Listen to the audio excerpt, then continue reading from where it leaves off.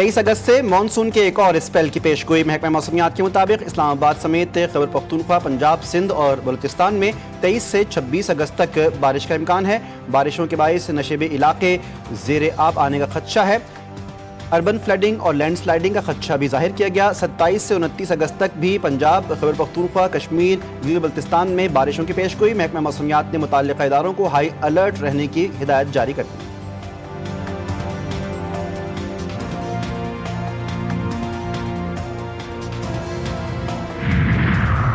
سندھ حکومت اور میئر کراچی کے دعوے بارش میں بہہ گئے۔ مرتضی وہاب خود کہہ رہے تھے کہ جب بارش رکے گی تو میں فیلڈ میں نکلوں گا۔ امیر جماعت اسلامی کراچی منم ظفر کی جی ٹی وی نیوز سے گفتگو، کہا کہ لوگوں کی گاڑیاں، موٹر سائیکلیں بارش کی وجہ سے خراب ہوئیں۔ کراچی کے لوگوں میں سب سے زیادہ ٹیکس دیتے ہیں۔ 60 کروڑ شہر کے نالوں کی صفائی کے لیے مختص کیے گئے تھے۔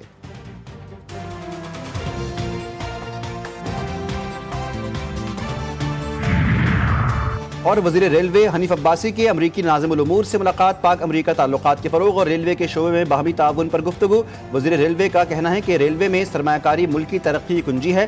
ریلوے چاروں صوبوں کو جوڑنے والی زنجیر ہے۔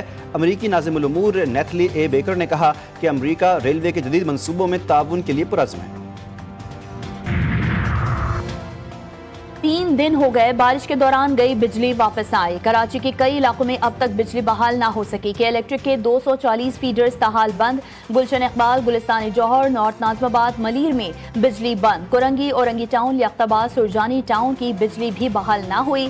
پی ای سی ایچ ایس اور ڈی ایچ اے میں بجلی کی فراہمی معطل۔ مختلف علاقوں میں پانی کا بحران سر اٹھانے لگا۔ اسکیم 33 اور صفورہ کے عوام کا صبر جواب دے گیا۔ صفورہ چورنگی پر احتجاج، مشتعل افراد نے سڑک بلاک کر دی۔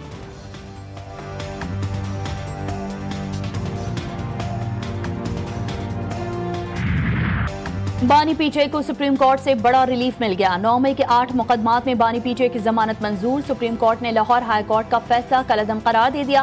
رہا کرنے کا حکم۔ چیف جسٹس یاحیی آفریدی کی سربراہی میں 3 رکنی بینچ نے احکامات جاری کیے۔ ملزم کے خلاف آپ کے پاس زبانی اور الیکٹرانک شواہد کے علاوہ کیا موجود ہے؟ چیف جسٹس کا استفسار۔ جسٹس حسن رضوی نے کہا کہ واقعے کے بعد گرفتاری تک ملزم 2 ماہ تک ضمانت پر تھا۔ کیا 2 ماہ کا عرصہ پولیس کو تفتیش کے لیے کافی نہیں تھا؟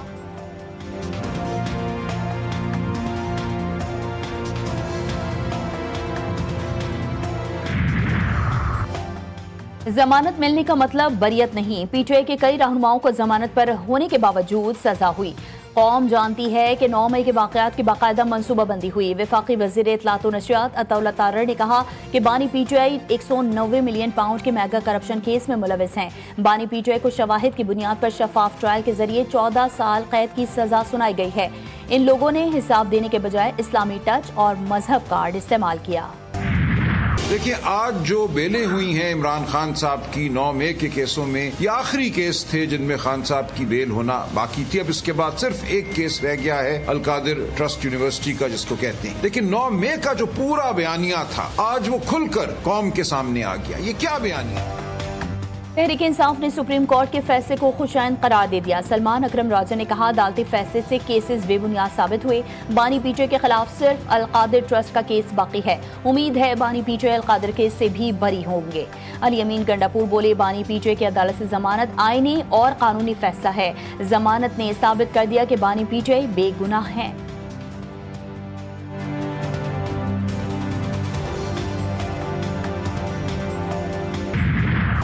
فیلڈ مارشل سید عاصم منیر کی قائدانہ صلاحیتوں کی دنیا بھی معترف۔ واشنگٹن ٹائمز نے انہیں مرد آہن اور جنوبی ایشیا میں صدر ٹرمپ کے لیے ممکنہ اسٹریٹجک پارٹنر قرار دے دیا۔ رپورٹ کے مطابق آرمی چیف مضبوط اعصاب، سخت فیصلے لینے کی صلاحیت اور نظم و ضبط کے پابند ہیں۔ پاک بھارت کشیدگی کے دوران ان کی مقبولیت میں اضافہ ہوا اور وہ دہشت گرد تنظیموں کے خلاف مؤثر کارروائی کے مطالبے کرتے ہیں۔ پاکستان اور امریکہ کے تعلقات انسدادی دہشت گردی میں مزید مضبوط ہوئے، جبکہ پاکستان نے کابل ایئرپورٹ حملے کے ماسٹر مائنڈ کو گرفتار کر کے امریکہ کے حوالے کیا۔ صدر ٹرمپ نے پاکستان کی کاوشوں کو سراہا اور تعلقات کو بحال کرنے کے لیے سرگرم ہیں۔